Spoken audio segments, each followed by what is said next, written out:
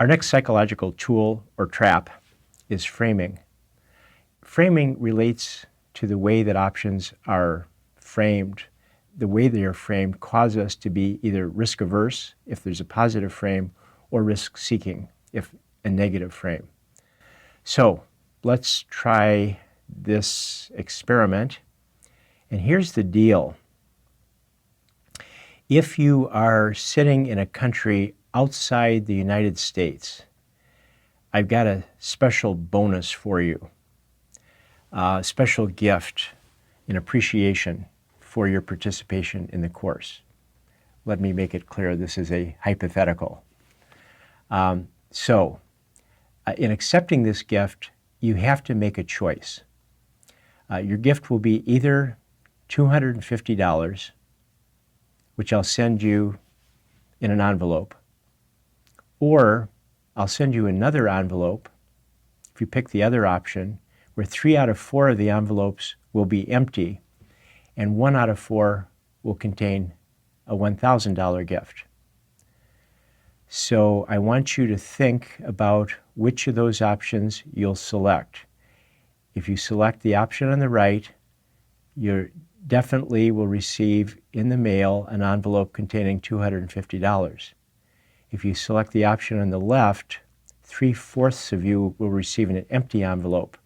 The other 1/4 will receive an envelope containing $1,000. So do you have your decision in mind? When I ask my class this question, probably 80 to 90% of the class select the $250 gift. Okay? Now, I've got another choice, and this choice is going to be for the people from the United States. Let's assume that I had to think of a way to pay for this gift. And so I've decided to charge you for taking this course. And you've got 2 choices in paying for the course. If you pick the option on the right, you are going to receive a bill for $250, which you have to pay for the course. And it's already too late to drop out. If you select the option on the left, you'll receive an envelope, and 3/4 of you will have the bill paid. You'll owe nothing. 1/4 of you will pay $1,000. So you have to pick one of these 2 options. Which option will it be? Will you pick the option where you're going to get the $250 bill, which you must pay, or the option where 3 out of 4 of you will receive the course for free, and 1 out of 4 will receive a bill for $1,000? Select either the right option or the left option. When I do this one in class, the overwhelming majority pick the left side and decide to take a chance. Okay? So when you look at the 2 options side by side, what's the basic difference? Well, the option on the top is a positive choice, and the option on the bottom is a negative choice. And what the researchers have discovered is that when you and I are faced with a positive choice, we tend to be risk-averse, in this case, going for the sure thing. When we're faced with a negative choice, we tend to be risk-seeking, in this case, opting for the choice on the left.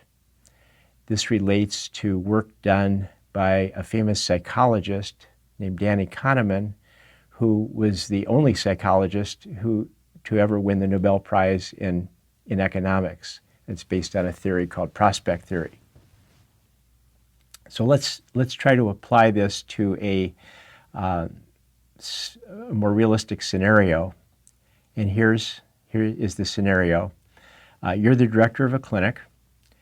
You're preparing for the outbreak of a disease, and this disease you think is going to kill 600 people in your area. You have 2 key staff members who are negotiating and arguing, disagreeing over which of the following 2 options you should choose. Which one would you choose? With Program A, you know that you will save 200 of the 600 people.